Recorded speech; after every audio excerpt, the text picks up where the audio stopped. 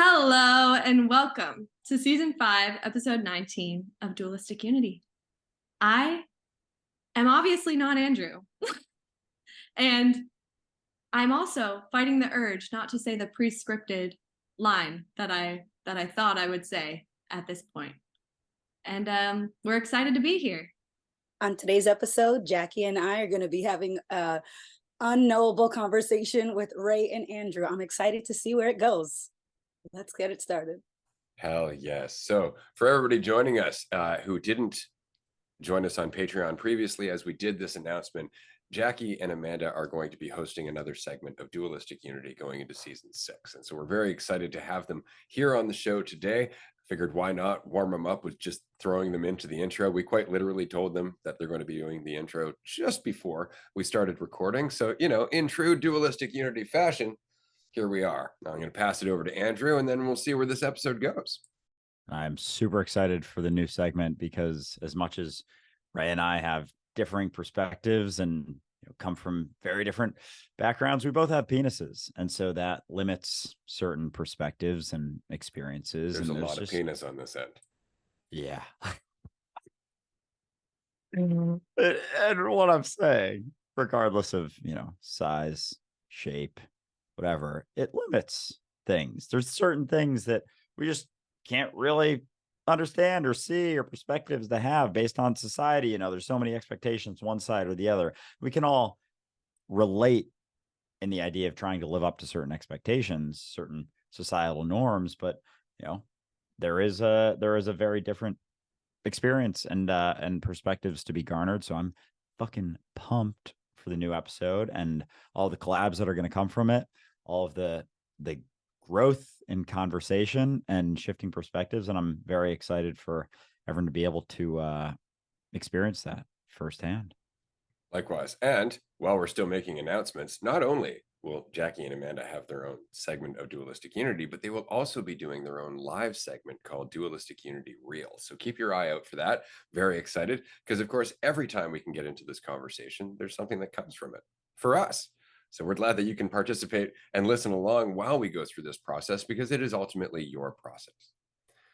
It is always your process. We are the same process. We're just very, very different parts of a very large, limitless process. And so that is an incredible experience. And so, as I was saying, in that there's been a lot of penis on the side of Dualistic Unity for this whole time, now there is an entire side of Dualistic Unity that has no penis and is thus unencumbered with their insights. They can come up with entirely different things and they don't have to be penis related. And now I'll stop saying penis just because, it has been that kind of a weekend. I just wanted to say that. So for everybody who didn't join us on the Raw earlier today, not a weekend filled with penis, if you're wondering, but rather a weekend filled with relaxation and just not giving a fuck about what I'm saying. And I mean that because that's what we really want to pass on to you, the listener, to me, the listener, as well as me, the speaker. You can just be yourself.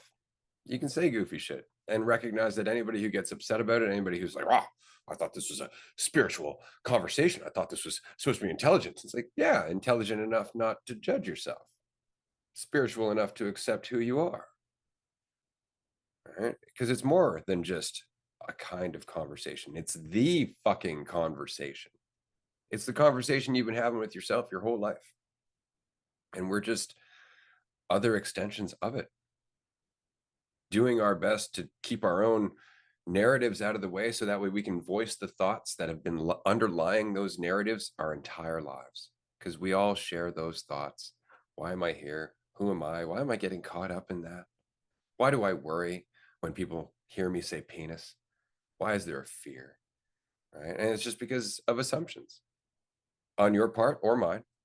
They are the same part, but assumptions nonetheless. And so these conversations give us a chance to go through those assumptions, to fuck around and find out.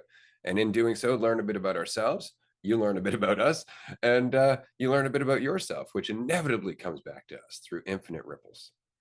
So I'm very excited that not only do we have Jackie and Amanda hosting another segment of Dualistic Unity, but as Andrew said, we have infinite variations. You will find live streams hosted by Andrew and Jackie, Andrew and Amanda, Amanda and I, Jackie and I. It's going to be a lot of fun.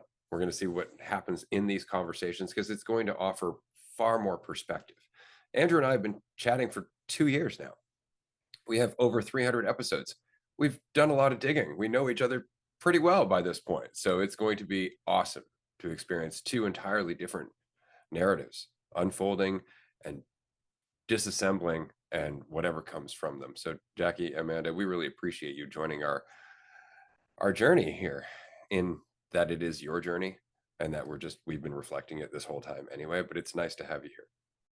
Yeah, it really is. And to that point, Jackie, that episode we did with you a little while ago is coming out soon, and it is fucking good. It is really good. I'm thinking we're gonna call it Nature Unfolding. It is all around.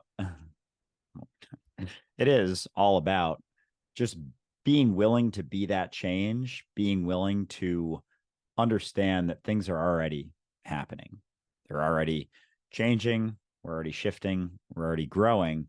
And we can just continue to step into that. Like, we can do things to try and resist that, but it doesn't really stop it. It just kind of makes our experience a little bit shittier. So I just wanted to check in and see how those changes were going. I know you were getting into some yoga stuff. You moved recently, a lot of shifts, a lot of changes. So how you doing, Jackie? I'm doing great. And yeah, I'm excited to listen to that episode because it was like 2 months ago or something like that. And there's already been a lot of shit that's changed since then. So I'm wondering what Jackie from 2 months ago has in store for me, what insights she has to share. So looking forward to that. But yes, yoga teacher training has been fucking epic. And it's so weird because I find that like every single day that I go in, like I'm chewing on something, and for some reason, like it always comes up in the conversation. Like always. Like the other day I was thinking about like doing shit anyway. And it's like, okay, our minds are gonna give us a million reasons why we can't step into the shit we want to do, just because it's trying to keep us safe. And like safety and comfort are like this. But yeah, like your mind is going to feed you all of that, and the only way to actually move through it is to just do it anyway. Like that's the only way to really get through. And that literally word for word came out of my teacher's mouth, which is interesting. And then actually a couple days ago I injured my shoulder. I don't really know how or what, but yeah, it's my right shoulder and I'm right-handed. So I've just been thinking about like habitual movement and habitual patterns, like both in your physical body, but also like in your life. And I think it's, oh wow, motorcycle next door. Give me 1 second to close the window. Amanda, take it away for a second. Absolutely. The symbolism never stops. And it's so funny that you'll see people getting excited about seeing like numerology, the same numbers. And it's like the symbols are always there. And so your environment is always super reflective of where you are, of where we all are. So it's like, you don't like what you see, take a look inward, because as it's so beautifully put, the inner determines the outer. And back to you, Jackie.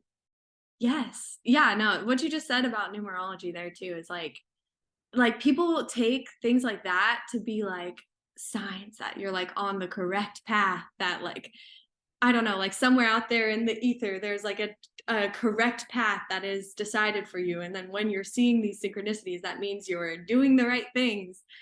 But that's just viewing yourself as like separate from the rest of the world around you. But of course, everything is synchronous. That's like being surprised that you're breathing and your heart is beating at the same time.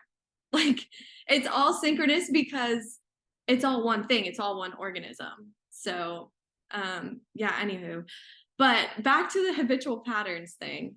Yeah, it's like in our bodies, if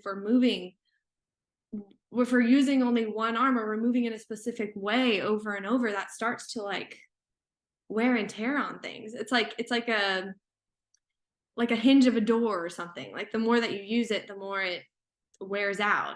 And so the biggest benefit of the yoga practice to me has been like building that awareness of my habitual patterns and being able to look at them without judgment, because I feel like that judgment is what keeps us from making the change pretty much all the time.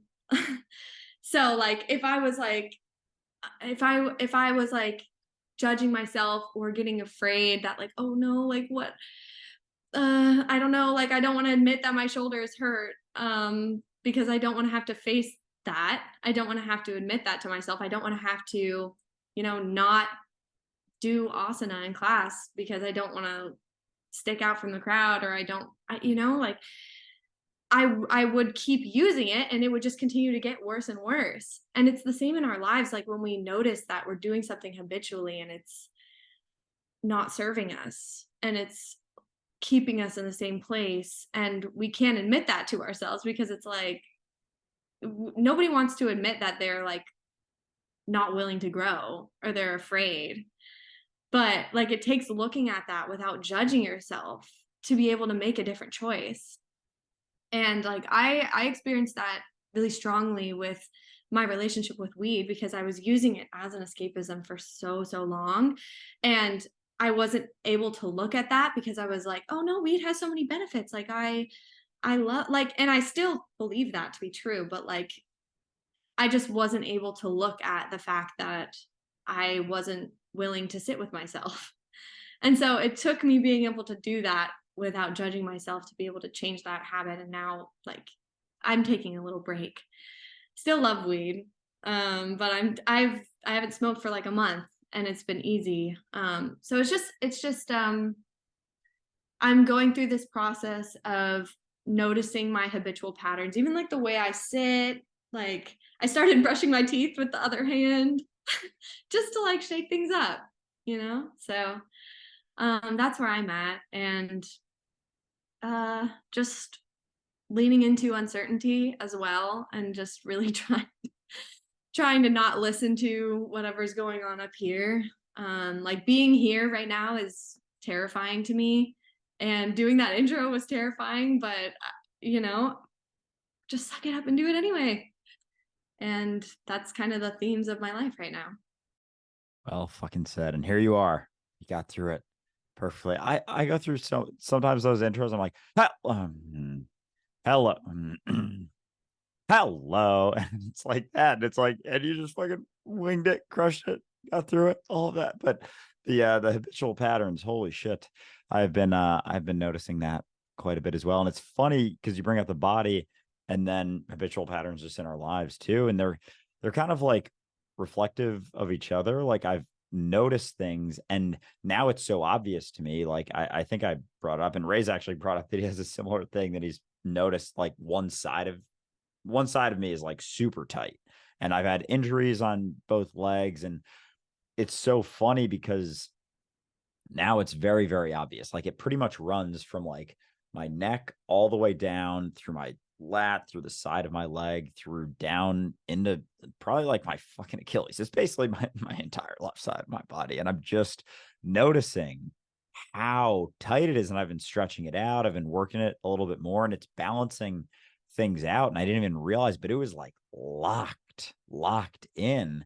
And it's just a lack of awareness and sensitivity. And it's the physical as well as the, mental or emotional, like situational things, that it kind of goes hand in hand with. And so I've been noticing a lot of habitual patterns that I have, patterns of avoidance, patterns of suppression. I've talked before about like fucking messages. Like it would take me a week or two to get back to fucking text, just because it was stemming from like a lack of faith in myself to be able to just like fire off a message and not think twice about it. So I would build up this thing like, oh, I got to make sure it's correct. Got to go over it a couple times, and I got to wait. So then I knew that it would take me that long to do it, because there was a right way to do it. And I couldn't trust myself to just have that gut instinct. And so then I just fucking avoid it. And so many of those things have been coming up, because as much as you can avoid things, you can't avoid the weight of those things. You can think you're sidestepping something, but it's still there. And so being willing to look at it, to your point, Jackie, look at it without the judgment, then allows you to shift it. But you look at it, you judge yourself for it. It's like, it's already been happening. Like, you've already been doing it a bunch. Like, judging yourself for it doesn't actually do anyone any good. It's just a means of you being able to do something other than face it. It's just like an opportunity to avoid facing the thing that you know you got to face and look at. And with that comes a reduction of the weight. And I've been noticing it's almost like there's layers to it. Like, I'll have some shit come up, I'm feeling relaxed, feeling good. Sometimes it is after smoking some weed, and like I'll something will come up, I'll face it, deal with it, then it'll like everything will settle for a bit, and then something else will come up. But I couldn't have seen the other thing without going through the initial thing. But it's been it's been pretty wild. And then the deepening of the relaxation that comes with it, like the experience, the feelings, as well as the actions, like they continue to refine themselves, go hand in hand as you start feeling more free, continue to just take action based on sensitivity as opposed to based on what you think is the correct thing to do. Then there's more of a flow to things. Then there you see opportunities to do things in almost anything, because there's less in the way. There's less keeping you from the experience that you're having, which is the only fucking place you can do anything anyway. Totally. Yeah, and I feel like there has been such an acceleration in my growth and like just the change in my life. Like, I'm not even going to say my growth, but like the unfolding of whatever the fuck is happening, like since I've been able to approach these things with non-judgment. Because for so long I thought there was like a right way to be, and I was almost working backwards. I'd be thinking like, okay, I want to be here, I want to feel this way, and I have to feel that way before I step into things. And that never fucking worked because all of that like wasn't in reality at all. It was just up here. But like, even being able to look at that without judging myself, and that just instantly snaps you back into the present. And then it's like, okay, what's in front of me? And Andrew, like you said, like it's about that sensitivity, and it's not about doing the right thing in the moment. It's just like doing what feels natural to you. And like when it's like going with the flow of the river rather than trying to go the opposite way, or trying to like dig a tunnel to make the river go a different way. Like, it's just not going to happen. Like, the fastest and easiest way to get through life is just by allowing it to unfold as it already is. And it's also just so much easier because like there's so much mental turmoil that goes with trying to fit your life into a box, into an idea, and steer it into a certain direction. And like when you can just let that go, everything just sort of takes care of itself in a way. So yeah, it's like breaking those habitual patterns and doing the thing that is uncomfortable. Yeah, like doing something different is always going to be uncomfortable, just because it's unfamiliar. But it's like when you've been doing one thing for so long and you know that it's hurting you, like doing the uncomfortable thing is going to be uncomfortable, but not as uncomfortable as continuing to like bang your head into that wall. Like using my left arm to brush my teeth is uncomfortable, but not as uncomfortable as my right one that's fucking hurting. So yeah. So anyway, I'll pass it to Amanda now. All right, caught the ball. Little dribble. No, I agree. There is never a right thing. And just it's funny because when there was so much identity tied to all of my choices, it felt like life was going by unbearably slow. But it was only going by unbearably slow because I wasn't getting to my goals as fast as I thought I needed to be. And now that there's less identity, it's not that my life feels like it's sped up. It almost feels like it's timeless, like it's just this moment. And it feels so good to just be right here that I don't need it to speed up or slow down. It doesn't feel like it's moving because it doesn't feel like it needs to go anywhere. So it almost feels so incredibly full. And I love this conversation about, or just that we brought up like the discomforts, because it made me think of the saying growing pains, right? Nobody's ever said growing comforts. And so like growing pains was always tied to physically, like physically, boys would shoot up because of the influx of the hormones through puberty, and their legs, they would shoot up 2-3 inches in one night. And that's like physically painful, but it's across the board. All growth is uncomfortable because it's literally changing in the moment in that moment of uncertainty. And so it feels uncomfortable because you don't know what it is. And I appreciate that. And so when I was hearing previous live shows and just saying that if you feel uncomfortable, it's a sign of growth happening in real time. So it's not something to see and be thinking that's a red flag. No, that is a green flag. And I love it because I have the green screen behind me that I A, don't know how to use yet, but B, still put up anyways. And I love that. It was there. I decided to use it for no other reason other than to use it in the physical form. Oh my goodness. But when we talk about all these patterns, it just the words that came to mind was cycles, habits, tendencies, all these same words. And so we are constantly talking about our habits without so much awareness. And I love what you said earlier, Jackie, where you were like you're building your awareness, and it almost feels like you are building a relaxed and attentive awareness, because the awareness was always there. And so like, what are we really building in it? But it feels like maybe it's more like almost like training the experience of our awareness to be attentive in a state of relaxation, just a way to utilize that awareness that's always there for all of us. I'd say that's exactly what we're doing all the time. And we're just learning how to deal with awareness to a larger and larger extent, because it's a lot.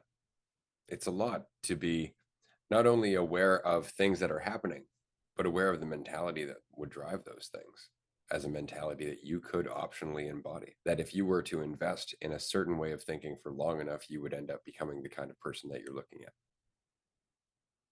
To know that is to keep experiencing the expansion of that, where you're getting more and more empathy, sure, but as such, you're also getting more and more consideration, more and more variables.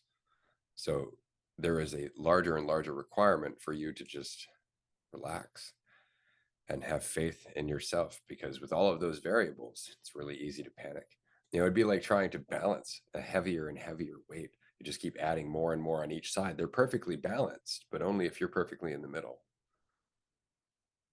And that's very much what it's like. But don't worry, because if you do, that's you slipping out of middle, or at least perceiving yourself to have slipped out of middle. And the nice thing about this is that what's being balanced isn't something that you can drop.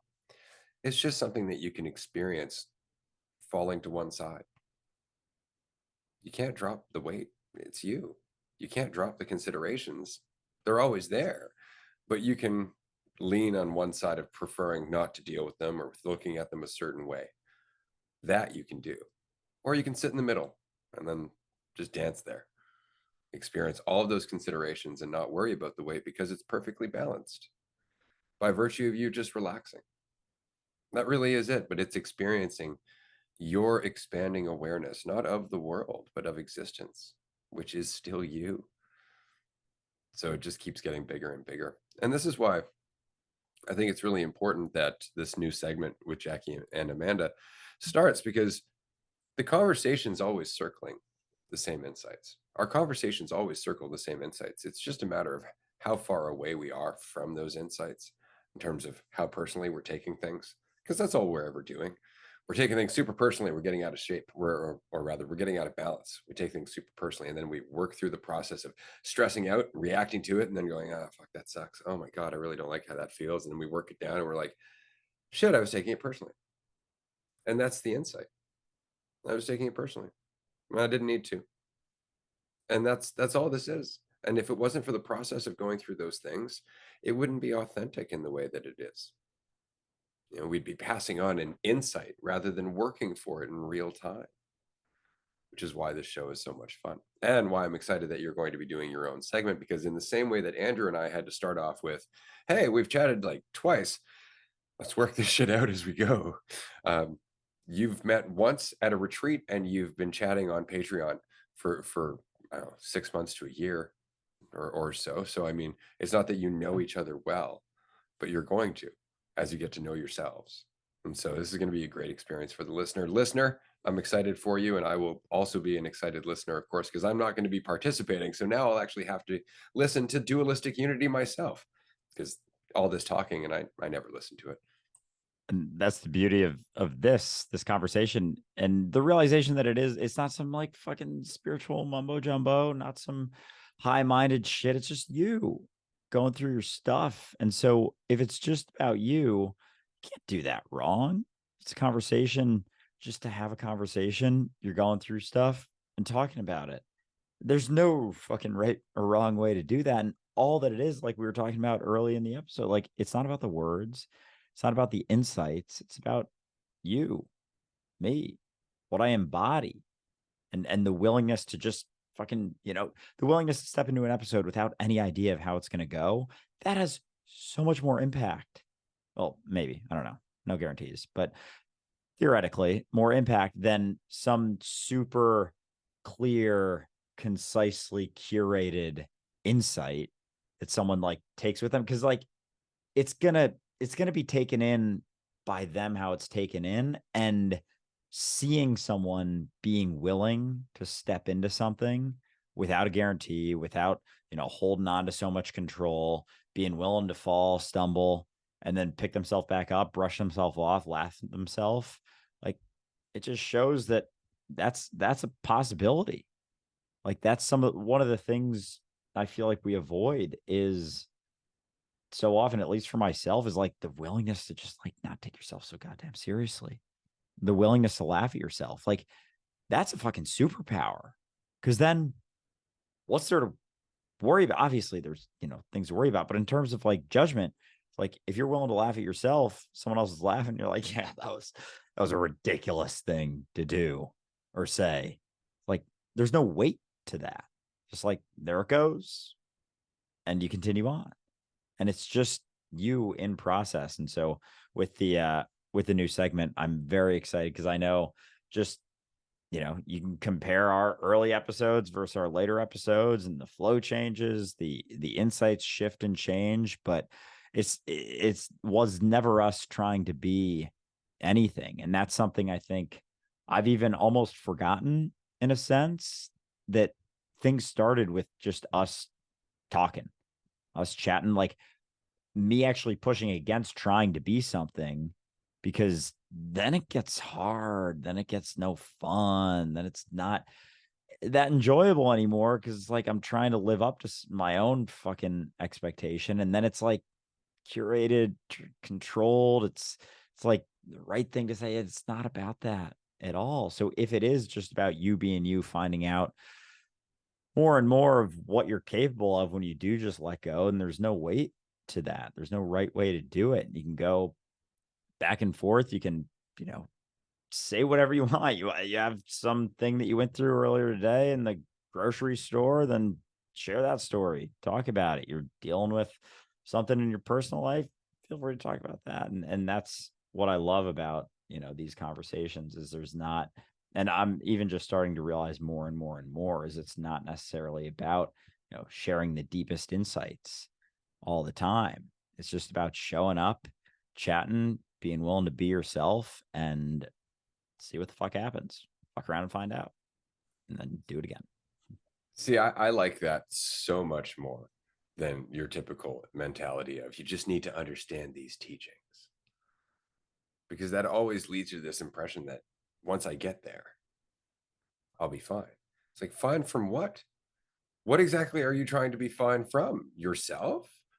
And it's not that, certain teachings don't help. It's just the idea that you can learn them rather than just keep them in mind, which is really all they're supposed to be. It's kind of like markers. And it's kind of like the 10 Commandments aren't really rules so much as, if you do this, you're going to be probably living in a personal hell. If you start stealing from people and robbing people and murdering people and coveting people's wives and shit like that, you are not coming from a happy place. That's more or less all it's saying. And it's the same is true with Buddhist teachings and Taoist teachings and all of that. Like these are just like kind of keep this in mind if you can. But people get this impression that it's getting to a point where you're like, yeah, now I get it. I'm enlightened. It's like, enlightenment isn't a state. It's just, if you really want to look at it as a lightening rather than enlightenment, because it means the same thing. You're just letting go of the weight. That's all it is. You're able to live and be here without holding on to so many judgments and so many fears and so much fiction, frankly, so much worry. That's all it is. That's the only real enlightenment, is not carrying a bunch of shit with you. Does that mean that you've achieved some mystical state? No, because all the shit's still there. See, all the shit's still there, just waiting for you to take it seriously. But if you don't, then you realize you don't really have to. And then, of course, comes that echo. Should it be this easy? Should I be enjoying myself this much? Surely life's supposed to be difficult. But if you think about it, the only reason that you assume that is because you've always perceived life to be difficult. So it's just another assumption based on what you've gone through previously. The idea that these challenges always have to make me feel like I'm not enough. Like life is always going to put me in a position where I feel like I'm disconnected. Life is always going to be one series of wants and desires and anticipations and expectations and disappointments. And why do you assume that, other than that's just what you're used to experiencing? And this is where people are like, well, it's human nature. So redefine it. You have freedom. You're a human. You're changing your nature all the time. Does that mean that the rest of us suddenly, it means a different thing for us? If you redefine human nature for you, doesn't that mean that human nature for us is also not what we thought it was? But we'll fall back on it like the things that other people have done previously defines everything that we can do moving forward. It's like, if that were the case, there'd be no Homo sapien. There'd be no chain of evolution. There'd be no one thing becoming another thing, growing in mentality, growing in awareness, one generation after another. That wouldn't happen. And yet we think, oh, we're Homo sapien. We got the prefrontal cortex. We're done. You don't think that we're still changing? That this massive adaptation in our environment in terms of the internet and technology and how many fucking people are on this planet, how we eat, where we get our food, how we live, how often we're connected, how often we're talking to one another. Humans are talking to one another more now than we've ever done, ever. Because we're constantly connected and there is so many of us. You don't think that this is doing something to our physiology? It's funny. In the last, I don't know, 20 years or so, cell phones have really taken off. Like I remember I had a cell phone back in the late 90s and then the early 2000s, it was nothing like it is now. Like you could take a picture, but it was grainy. At best, you were paying for your texts during the day, that kind of thing. And then smartphones came out and now everybody is doing this thing where we're looking down at our phone. And we don't recognize this, but all of a sudden now, and I've mentioned this before, there are teenagers that because of the way their spine has formed looking down, they're actually growing a little bit of bone off the back of their skull to protect this exposed area because their head is pointed down all the time. And so they're getting almost like a bone spur growing off the back of their skull and out downward because they're always looking down. So if that is happening just from looking fucking down for the last 10 to 15 years or however long you've been doing it, what do you think is happening to your brain every time you instantly connect to someone, or every time you instantly jump, every time there's a fucking, oh my God, I got a notification. Somebody wants something from me. Like, we are learning things in a way that we've never learned them before. We are butting up against the consequence of the ego in a way that we've never done before because we're butting up against each other. We are growing. We are changing.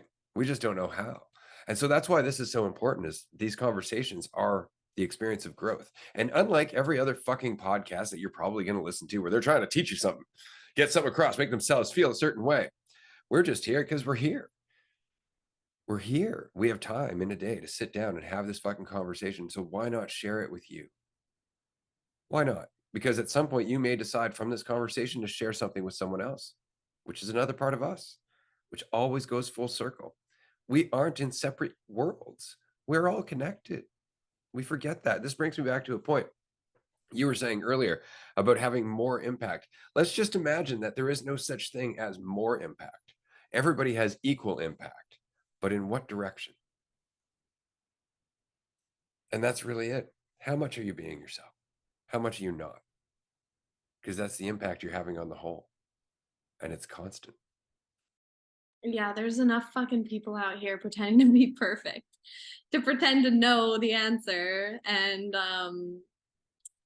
give it to you for a monthly payment of $99.99, whatever the fuck, like, or like paying for their private course, or and then they're just selling you a structure that you then have to model your life after, and it's never really been it, because then there's pressure of like, you're not good enough as you are, so you have to become something else.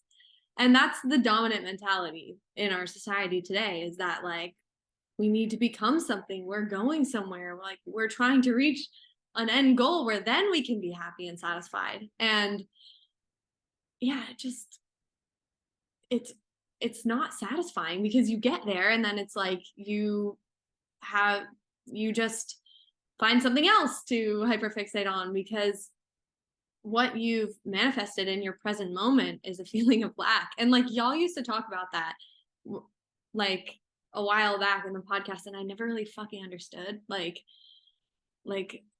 fully. But now it's just like, no, like now is all you ever have. And if you're feeling lack right now, that's not going to change until you decide to change it right now. Like it doesn't matter your material surroundings at all.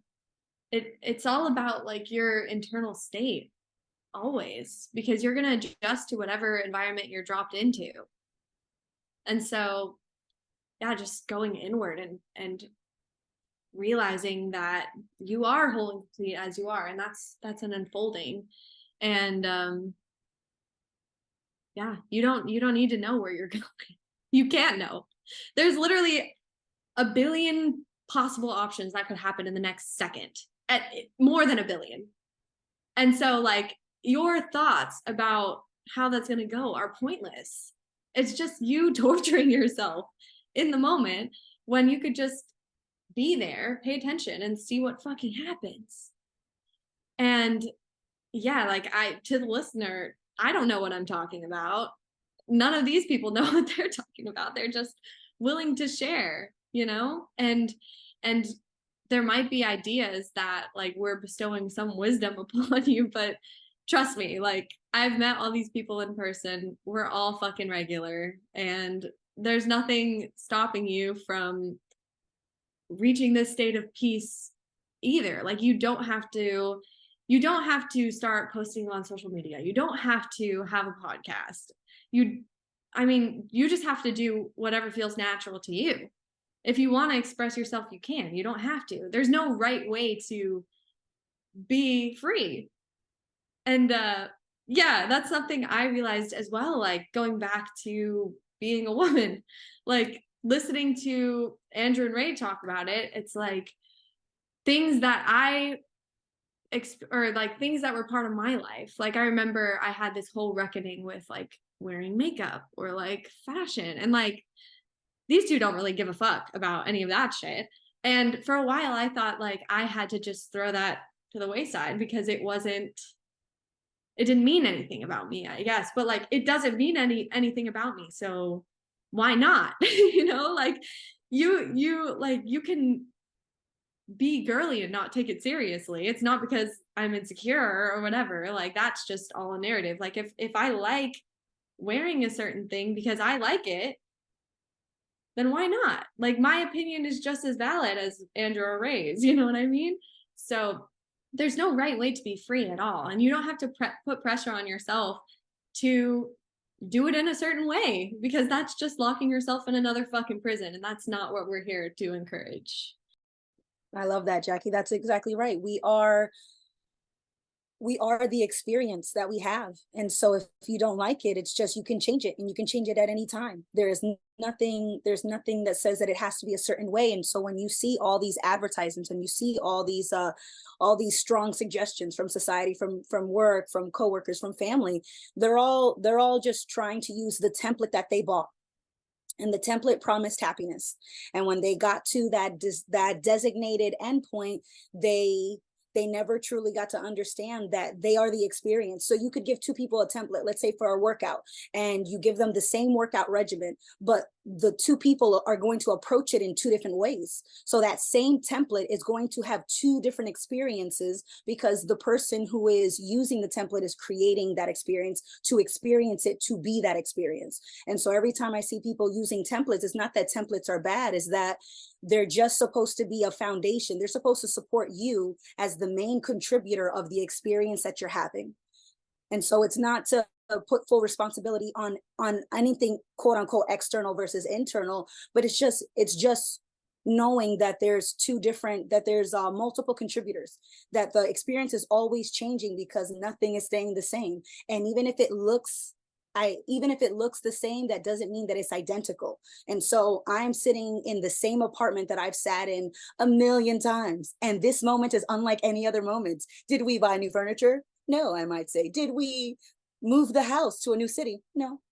So everything is technically the same, and yet it is always different, because the person sitting in the room is always different. And so because that person is always changing, the same environment is going to feel different. And that's why I love reminding myself as well as other people. And I like to say that I was like, this reminder's for me too. Like, don't think that because I'm giving you advice that I'm not taking something from it. You know, I'm only sharing it because it felt valuable to me. But I always say, I used to be a tutor, and I would always say, you can use my notes, but rewrite them in your words, because in your words, they're going to have a greater impact, right? Because they're coming from your voice, and your voice will have a greater impact on you because you're the voice saying it and you're the person listening to it. And so although my words can be helpful, they won't be the greatest reflection of you, because I'm not you in that moment, in that particular situation. And so I always try to tell people, you are your greatest doctor. You are your greatest therapist. There is nobody that's going to be able to create a solution that is going to best be integrated into your life than you. And when you go to the doctors, when you go to those actual experts, they're your assistant. They're there to help you take your expertise on your experience and utilize tools and templates, but you're the one that has to really integrate them in a way that feels like it's authentic to you, because you have to live it. And so when you go to that doctor, that's why I say you still go to these experts, but that expert is your assistant in that appointment. It is not the other way around, because they're making guesses, but you're the one that has to live out that guess. And so you make sure that at the end of the day, you take that responsibility, but you also take the enthusiasm of knowing that you are the answer, because you're the one that came up with the question to begin with. What should I do next? Nobody can answer that better than you. What am I doing now? Again, no one can answer that better than you, because you came up with the question. So you can also come up with the answer, and you can also not come up with questions. And so, Jackie, when you said earlier to look at things with non-judgment, the way that I interpreted those two words was opinionless, or without opinion. It's not, because I can make a judgment that sounds positive as easily as I can make a judgment that sounds negative.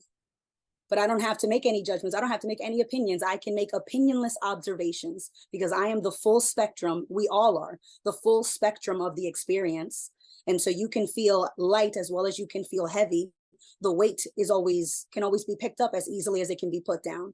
And so when you find yourself at one side of the spectrum, taking it too seriously makes it feel like you're going to stay there forever, but you forget how quickly you change, how quickly you've always changed. You know, I can't even imagine just what I'm going to be in an hour, let alone in 10 years. Because even 10 years ago or 1 hour ago, I was in a different mindset. I was a different experience. And so it's really interesting to be able to start something new with you, Jackie, to go where we have not gone before. We are pioneers in the land of Jackie and Amanda, and we shall go beyond what we know. And I couldn't ask for a better co-adventurer. I'm so excited to be here with you, and so excited to fuck around and find out. A fucking man. I just want to say, yeah, I love you, Amanda. I find you endlessly inspirational and funny and just real. And Yeah, no, I can't wait. Just like this is worth it to me just to fucking talk to Amanda more. Like I don't care that other people are going to be listening. I just am excited to have this avenue to express whatever it is we're going to express together and just see what kind of insights we can dig up just for our own sake. Like we're only ever talking to ourselves anyway. So it's like if we're enjoying what we're doing, that's all that really matters. And we can't guarantee that anybody else is going to resonate or that they're even going to want to listen. And I don't really care if people want to listen. Like and honestly, I feel like that's what makes people want to listen, because if we're like, don't forget to subscribe and turn on the notification so you hear our next episode, like people are not gonna want to do what you tell them to do if you do it like that, you know what I mean? So like not giving a fuck is your greatest superpower. Andrew, to your point, like if you know that no matter how people respond to you, it doesn't actually mean anything about you, why not just be the fullest expression of yourself? Why not share yourself? Because there's nothing to lose, there's nothing to gain. We're just here. So super stoked just to hang out with Amanda, and of course you two. Y'all are all fucking great. So Oh God, I love you, Jackie. I get it. It's interesting because we have no idea what it's going to be. We have no idea how the impact is going to be because we can't control the experience of us and other people, because other people are creating that experience based on how they perceive what we say, what meaning they take from the words that we use. You give the same example at 10 different speeches or at 10 different occasions, and you ask people, what did you think? What did it mean to you? You're going to get 10 different answers. There's no way, because I don't understand, or I guess I can't predict what someone's reference point is going to be towards an example or towards an analogy. If I say that, I feel light as a feather, I don't know if someone will even understand that analogy, but I'm not going to say it because I know it's going to have impact. I'm going to say it from a place of I guess just authenticity, right? I can't ever control how someone perceives me, and I know, Andrew, you've talked about that so many times, and it's hitting me so much more that I could straight up tell someone I am I really think I should be more quiet, and someone's like, she's so brave for saying that, and I just said that I think I should be more quiet, and they're like, so brave for talking more, like not hearing that the goal would have been to not say that, but, and I could be as clear as day. So Jackie and I were having a conversation the other day about misleading people. And there's really no way to mislead people when you're being authentic, when you're communicating from a place and saying, hey, this is where I'm at. There's no way to mislead them from there, because unless they're taking those words and creating a narrative with it, I can't control that. I can't stop them from doing that. But what I can do is always just be honest about where I'm at and where I'm coming from. And that's the best I can do. What someone does with that information is not my responsibility, and it's not my problem. And that may sound harsh, but I carry my weight, and I'm not looking to put on more weight. So if someone is either intentionally or unintentionally sharing their weight, I'll just no, thank you. Someone said the other day, I'm so sorry for making you take responsibility for this. And I was like, when did I do that? Like straight up, when did I do that? Because I never, as far as I can tell, I'm not losing any sleep about your concerns. I'm not that problem you mentioned. Yeah, I heard it, and then I left it there. I didn't take it with me. So you do not need to apologize for me taking on anything, because I took on no weight that wasn't self-created. And but their perception was that I took on the weight because I just listened without judgment. How crazy is that? Just by listening, somebody thought that I took on their judgment, or that I took on their mental weight. Oh my goodness. So Andrew, I really appreciate all the times that you remind me and you remind yourself and all of us that you never know how someone is perceiving you. You never even know, even your self-perceptions aren't accurate. And but they're not wrong. They're just inaccurate. They're just incorrect. And so I love that point has been made about how you can be incorrect, and it feels very superficial, very much on the surface. or you can feel like you've done something wrong and it feels so internal. And I love the analogy that you use, Andrew, where you're like it's like taking a knife and stabbing it into your own side when you feel like you've done something wrong. It feels like it's the core of your being, and it never is.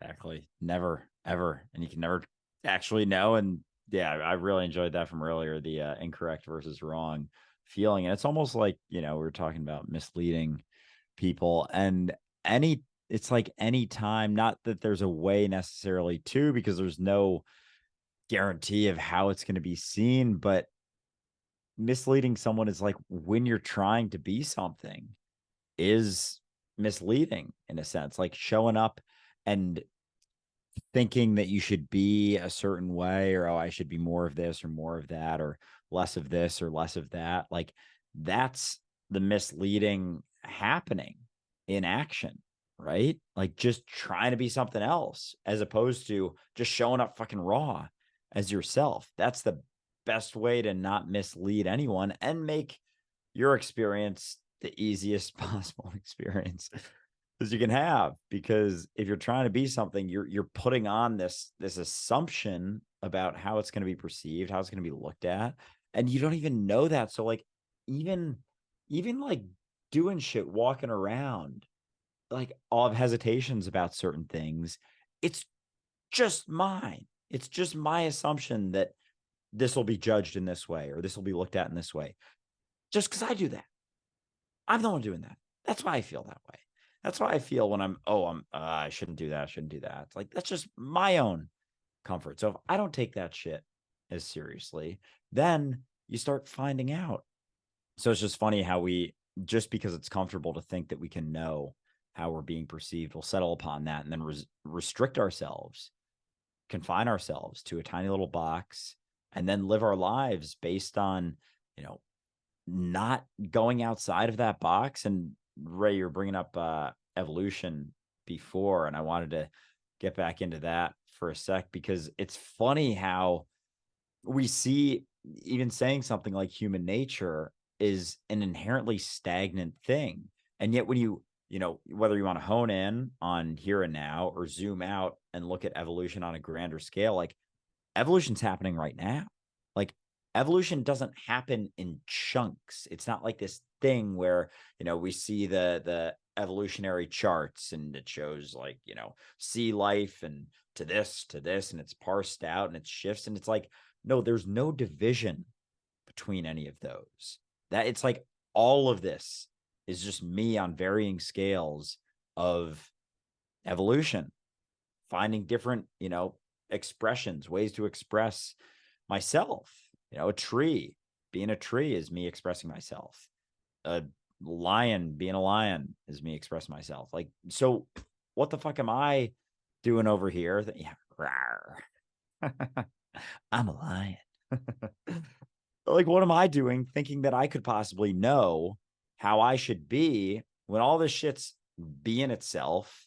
And I'm over here thinking that I should be this certain thing because I have this certain perspective that I should be this. And yet there's all of these things playing out, evolution happening right now. And so are you getting closer to being yourself or further from being yourself? Are you being yourself, or are you fighting the change that's happening? Because you're evolving. You have the potential to evolve every day if you're just willing to continue to step into the change, continue to step into the discomfort. Just let go of the idea of what you think you should be or the right thing to be or the side of the spectrum of experience that you think is wrong or incorrect. Like, thinking about earlier, we were talking about forgetting what you're going to say. Like, what if I dug into that? What if I was like, no, I want to forget what I'm going to say. I'm going to try and forget what I'm going to say as I'm thinking about something. All of a sudden, that side of the spectrum is like okay to happen. There isn't so much fight, and then I'm locked in. Then I'm relaxed, and then I'm in the spot because there isn't that subtle resistance of a certain side of experience that's informing the evolution of me. Like, I am the entire spectrum of every experience all the time. So who the fuck am I to look at one side and be like, oh no, that shouldn't happen. That shouldn't happen. It's like, and when you're willing to let go of that certainty of like, oh, I really hope this experience doesn't happen, that doesn't happen. When those aren't there anymore, there is more of the free flow, because there isn't that deeper resistance to certain things, because maybe there's been an experience in the past where that thing did play out and you thought you were wrong for having it play out, or you felt shame, or you felt bad, and that shit ran deep. But it was just a side of the spectrum of experience that you got to see what it was like and see that perspective. There's no right or wrong side of it or experience to be had. And when you're willing to embrace all the sides of it, you're just able to be where you're at and continue to shift and change and learn and evolve. I'm glad that you went back to that, because again, we get caught up in this perspective of me being what I think I am, and it separates me from everything else, but it also makes me think that I'm just this tiny part instead of all of the parts bubbling up over time in various different variations, trying to refine the very same thing that Ray is trying to refine, which is myself. Like, every organism is basically just another attempt to adapt to the environment in a better way. Have you noticed? I think throughout evolution, as the environment has changed, as the temperature on the planet has changed, as everything around us has changed, all of the organisms have changed accordingly. Right? So it never stops. The question is, what does that turn into later on? And there's no way for us to understand. There's no way for us to know, because again, we're just here. We are the current expression of this process of evolution, this process of learning. Because it's not really evolution, if you think about it, because we're not becoming more than we are. We're just expressing more of what we are in a way that's better suited to our environment, which is also a part of what we are, oddly enough. So we're just expressing more of what we are in various different variations for as long as life can be sustained on this planet. And then we'll do it somewhere else and somewhere else and somewhere else. And what's fun is that all of those expressions, all of that awareness is only ever aware of now. That's why eternity is now, as you here. And that's true for everything, because it's the same you here. It's just a slightly different now, a slightly different you, or rather a slightly different perception of you. Yeah, this evolution conversation is really fucking interesting. Like, yeah, Andrew, what you said, that really hit. Like, there really is no, just like, the division between us and all of the other variations that we've evolved from is purely conceptual. Like, there really is no firm division between humans and apes. I mean, it's all, I mean, we look different, but it's all just intelligence manifest. And so, yeah, humans are not separate from any of this shit. And that's such a strong perception, I think, is like, I mean, for me, that came from my Catholic background of like, yeah, humans were created and the world was created for them. And so they're inherently separate, and humans don't necessarily have to embody the same principles that the rest of nature does. But no, we are nature. And there's no right way of nature happening. Like, you don't look at a tree and the way that it's growing towards the sun and you're like, nah, that looks goofy. Like, that tree is doing it wrong. And this sort of ties in, I think there was like a metaphor in one of the recent Raw episodes of like a root that like was growing down and then like it branched off and then it was like, oh, I don't think I was supposed to do that. And then it just stops. And then the plant either dies or like it can't reach its full capacity. It can't embody its full potential because it's trying to control the way it grows. Like, the way we are unfolding, first of all, we don't know how that's happening. We don't know how or why. And trying to control it is just, it's getting in the way, but it's not even stopping it. Like, it's still unfolding. And it's like, there's nothing wrong with, for example, humans evolving to become C-shaped and like growing extra vertebrae in their neck. Like, there's nothing wrong with that if it's happening, but also like it might be uncomfortable to live that way. So maybe roll your shoulders back. You know, there's something you can do right now. It's only ever what you can do right now to alter the course of evolution. So we don't really need to worry about how it's going more broadly. All we can ever do is adjust our own behavior in the present. And that's the only way that we can sort of steer the ship. It's like we're in we're in an ocean of uncertainty, but we have the rudder, like we can go either towards ourselves, towards freedom and letting go of expectation and ease, or we can really shift it back in the other way towards control and perseveration and anxiety and hatred. It's just a moment to moment thing, and there's no telling where that's going. And yeah, I don't know, it's just how it's unfolding right now. Well, and because it's the collective unfolding of life as a whole, all of that intelligence, all of that time, all of that adaptation is all something that we're seeing expressed all the time, which means it's something that we are. We've never stopped being all of that intelligence. That is life itself. It's like you were saying, Jackie, it's not like you're looking at a tree and going, you got a tree better. We're not looking at nature and going, wow, this nature is really not doing a very good job naturing, right? Like, because how could you tell nature what to do? Nature is that intelligent. It knows how to do. It's been doing it for a long time. It's just that we have this perception that somehow we're separate from it. And so we act accordingly, right? And we doubt accordingly, oddly enough.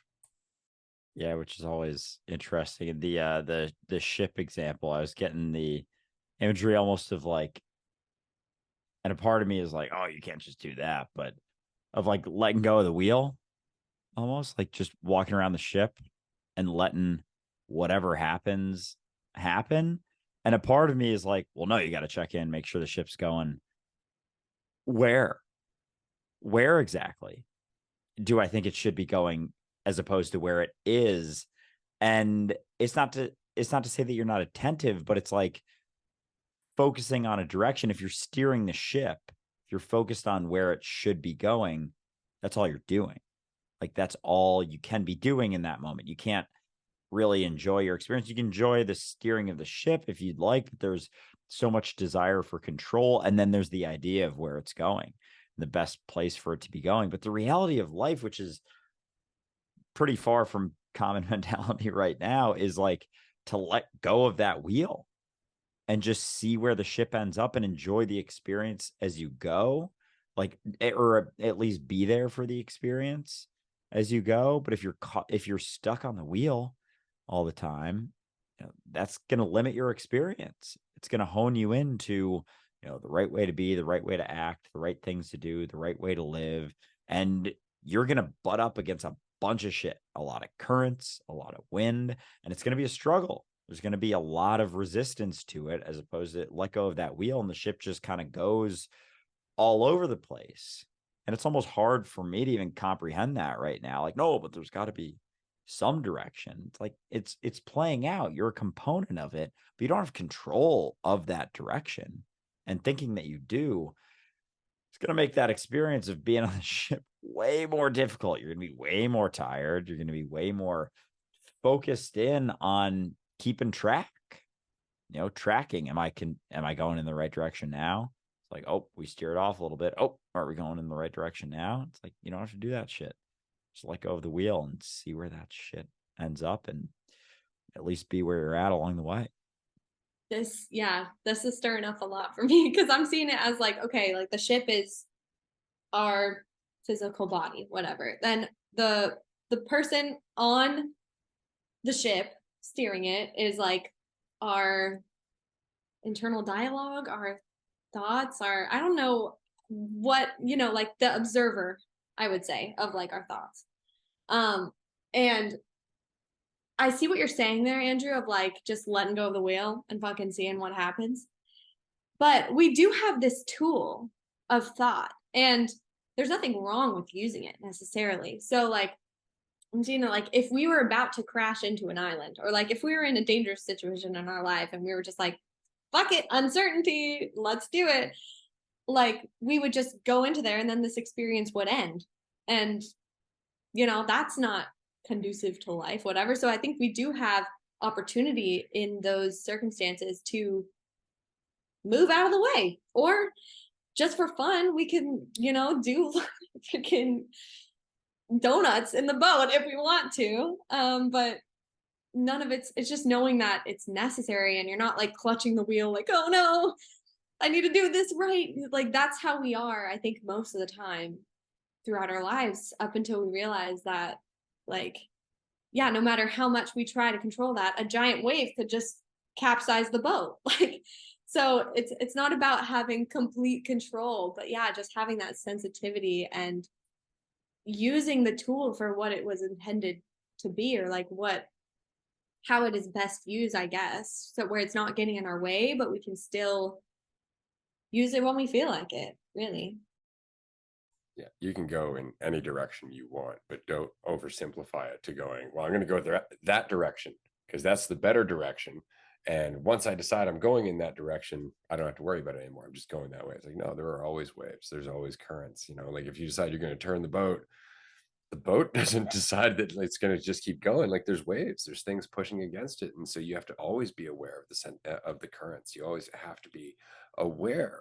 It's not about where you're going. You can go anywhere you want, but if you're lacking awareness, you're probably going to run into rocks. You're probably going to run into consequences only because of the lack of awareness.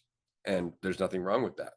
Because again, there's no preferable place to go. The journey itself is the point, right? The fact that you can continue to just drift around on the sea of existence, as it were, for what seems like forever and make the most of it is great. But if you're not paying attention, then likely you're going to run ashore.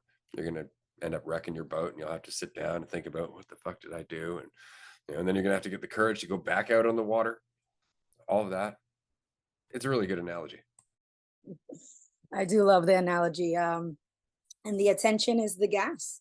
You know, the attention that's pointed in any direction will either speed up or slow down depending on how much attention you give any direction. And then and it's so easy to forget that. And especially when you just keep changing where you want to focus your attention on. And that's what I'm noticing more with myself and with everyone around us, is that there's so many places that you can lay your attention on. There's so many requests for your attention. Everywhere you look, you're at work, you're on your drive home, there's billboards everywhere, there's flashing lights, there's other people driving, there's people that are running into the middle of the road. Like there are so many places that your attention can fall. But that's not a bad thing either. It's just just more considerations. And so I was driving the other day, and I'm driving down a hill, and it's a little bit after dusk, so it's probably like 7-8 p.m. Eastern, and somebody blows through a stop sign and just drives across, and I like a small part was like, what the fuck? And then but it switched instantly, and I'm so glad I was paying attention. And then as I kept driving down the hill, I thought, wow, I was the only one paying attention in that particular moment, and that's all that was needed. So the piece of me that got annoyed at first was like, oh, that guy should have been paying attention, because had I been going just 5 miles faster, he or she or they would have blown right into me. Like they would have just crashed into me. But because I was driving slower, because I wasn't rushing to get anywhere, I was just relaxed driving. We were running errands. It's after work. I don't know what we were doing, but we're just relaxed. We're driving. We're not rushing, and we're just attentive to the moment as we're in it. And someone else was blowing by, and I was just like, damn, he didn't need to pay attention. And so the expectation that I had of other drivers just melted away. And so now going forward, it's like, as long as I'm paying attention in the experience of me driving, that's all that's needed. I don't need anyone to pay attention. And then that just spilled over into every other moment. It's like, as long as I'm paying attention, I really don't need anyone to. And I meant like in the way that people talk to me, or like, you know, oh, Amanda, I don't want to hurt your feelings. Oh, man, I don't want to trigger you. It's like, no, that's good, because you triggering me is not you pushing a button. It's me pushing the button and for a second blaming you. But I made that button. And then you did something, and I took what you did as a justification to push that button that I made and that I pushed. And I want to say that you triggered me. Well, when did they install the button? I'd love to know. Do you have the installation paperwork as when this other person installed that button into your psyche for you to feel a certain type of way based on something that they said or did? And so I appreciate, and so now when I think of triggered moments, I think this is a triggered opportunity. You have unlocked an opportunity to learn something. And it's like just like in a video game. You're walking around, you've got your little character, all of a sudden something's glowing on a hill in the background. You're like, wait a second, that could be something. Let's go explore that. But when you're talking with other people in your relationships, they trigger you. So they just pop up out of nowhere. And all of a sudden it's like, alert, alert. But it's not like a bad alert. It's so now I thank people. I thank them when something feels triggering, or when they apologize. I say that's not needed, because I only take it personally if I create the person to become offended by that thing. Because the example I love to give people is, you can have a pair of twins, two people with the same genetic composition, almost identical in every single way physically, raised by the same mother and father in this example for this, and put them in the same scenario, they're going to respond differently. How is that? In all regards, they're the same person. But it's not that, is that there's not only one response, and all the options are available to all of us, and you can pick them at any time. And when I think of that example myself, I remind myself that even a habitual response, and I love that you brought that up, Jackie, about like changing the way that you brush your teeth, using your less dominant hands. It's I can choose to respond in any way. Even if I've been in a situation 1,000 times before, I can all of a sudden decide to do things differently. Or even if it's a new situation, I can decide how I respond. And so at work, I work in a corporate office still. And so I'm like leaving notes on like whiteboards. And I've been saying, like, you choose your response. You create the experience that you are. And I'm just like doing this for me and for other people. And some people like swipe through it. And I was like, you know what? I was thinking about changing it. I like that. This is a great reminder. Instead of being like, I can't believe they don't appreciate my enlightenment. I can't believe they can't appreciate my wisdom. It's like, you know what? I was thinking about changing this, Joe. I appreciate it. And Joe's just an example name. I actually don't know who the hell did it. I just walked into work and somebody had swiped and I was like, bad day, huh? Bad day, Joe. I know. I get it. Let's just do something differently, because I don't have to take anything personally. Amanda is my ship, the USS Amanda, and we take that bitch out into the fucking seas all the time. But really, like, if the ship didn't have a name, the ship would still be out there.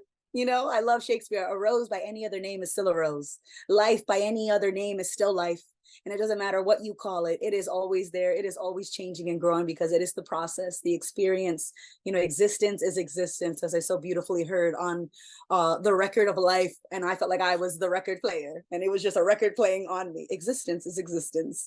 And that doesn't require an opinion. And I can enjoy the music, or I can change the record at any time, because I am always the creator and the experience that I'm having. And it's fucking epic. And I'm so glad that I get to not only share my individual perspective, but that I get to experience all of you. And it's just unbelievable. I couldn't ask for more. I couldn't ask for anything to be any differently. Like, this is absolutely perfect, which is, I guess I would call perfect. And perfect for me right now, I define it as something that I don't need to be anything different. I don't need to change it. It's perfect because I want it to remain as it is. Well said. And the beauty of the opportunities is that they're always here right now. It's the only place you ever have the opportunity to change. The only place you ever have the opportunity to shift things. Doesn't matter how many times you've chosen the habitual action over and over and over and over and over and over and over again, because I've used that as an excuse. Oh, I've been in this for so long. I used to do it when I was younger and I was angry. Like, oh, I've been angry for so long, I can't just drop it right now. And that was a big shift for me. Maybe, I don't know, 5, 6, 7 years ago. It was like, oh, I'm the one maintaining this perspective. I'm the one holding on to this idea that this can't change. And it's not a loss to let go of whatever that experience is, because I'm the one maintaining it. So I'm actually have to continue to do something in order to maintain that, in order to continue resisting the change. Maybe unfamiliar, maybe a little bit uncomfortable at first, but it's up to you to allow that change to continue to happen. And the beauty that it's always right there. It's always here, right here. Just be where you're at and keep paying attention, keep letting things play out as they are without so many goddamn opinions of what you think should be happening relative to what actually is right now. Yeah. And what you'll find by just getting out of the way for long enough, often enough, with enough commitment and enthusiasm, is that you are not divided from anything, that everything is in fact reflective of what you are going through, in the same way you are somehow reflective of what everybody else is going through. You'll see glimpses of it over and over and over again, and that's really all you need, because the rest of the time you're just going to be enjoying the freedom of existing as you. So this has been a fun episode. We're going to wrap this up here, but as normally, Andrew and I do the closing thoughts about the episode, and then we say goodbye, everyone. Thanks for joining us. I'm going to pass this over to Amanda and Jackie because, of course, they started the episode as well. But before I do, I want to remind everybody that the Netherlands retreat is coming up. We have less than 10 tickets left at this point. If you would like to join us, go to dualisticunity.com. Check out the details. This is going to be a 9-day event. You don't have to stay for the whole thing if you can't. Understand, it's not a requirement. We're just trying to give you as much time as we can to be you and enjoy all the other yous being them. So if you can join us, we'd love to see you. And I will pass this over to Jackie and then to Amanda after that. Yeah, definitely go to a retreat if you can. Like if you're debating, if like you're like, I don't know, should I? You know what not going to a retreat is like. So maybe try out the other end of the spectrum. There's always something to be learned there. And from my experience, it was just the chillest weekend, or if I will be going to a 9-day one eventually, but chillest environment ever. Just where else in your life is nothing expected of you ever. Even in your own brain. Like, so it's just such a unique environment and a great experience. So go if you can. But I guess I just want to close by saying being God is fucking fun. It's only hard if you tell yourself it is. Otherwise, it's just what you are. And if you stop thinking for a moment, like if you just sit there and wipe your mind clean, you're everything. Because there's nothing telling you that you're not. Absolutely. And the best part about being God is playing the devil. Or maybe I just enjoy that other side of the spectrum a little too much. Oh my goodness. But this has been such an epic conversation about the full spectrum of experience and reflections of that experience, and how you are the experiencer and the experience, and both reflect each other. And they are just what feels like sometimes two sides of the same coins, and different sides of the canyon, depending on your perspective on any given day. But I definitely recommend considering going to a retreat. I've been to every single one, and they've all been one of a kind experiences, because each one is a blank canvas, just like each moment. And so we co-create it in every single instance, and there's no way to predict what it's going to be. And I wouldn't want it to be, but I certainly look forward to just experiencing this moment in all the different varieties. I love that we've said in multiple ways that there is no losing, and that there is no winning, but there is a lot of learning if you're open to it, because you are the lesson. And you get to teach it to yourself in varying ways, and then you get to embody the ripple of a lesson learned. And so I'm so happy that we got to have this conversation. Thank you, Ray. Thank you, Andrew, for having us. And Jackie, let's fucking go. We are already in the next chapter. It is being written as we speak. Thanks so much for joining us, everyone. We'll see you next time. Bye, everyone.